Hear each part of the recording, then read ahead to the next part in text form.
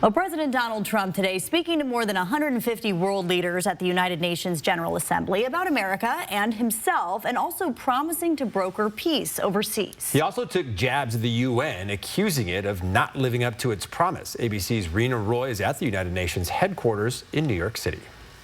President Trump center stage before the world today, addressing the United Nations General Assembly. At times, the president's stern and combative, even attacking the UN and doubling down on his immigration policy, highlighting his administration's mass deportation efforts. If you come illegally into the United States, you're going to jail or you're going back to where you came from, or perhaps even further. Trump claiming what he calls uncontrolled migration crisis, saying it's ruining European countries. I'm really good at this stuff. Your countries are going to hell. He also took jabs at the very body he was speaking to, accusing the UN of not living up to its promise. All they seem to do is write a really strongly worded letter and then never follow that letter up. It's empty words.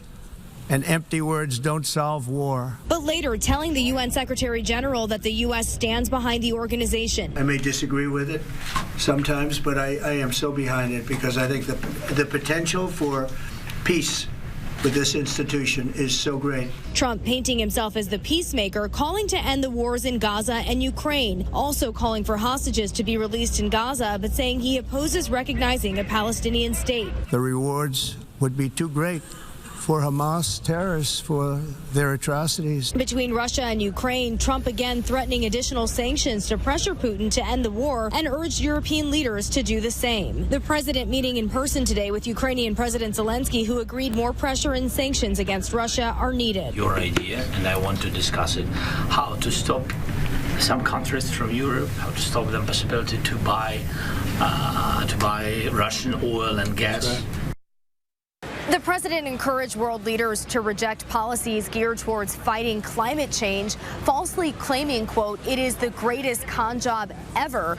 The president's claims in stark contrast to well-known climate assessments. Rena Roy, ABC News, New York.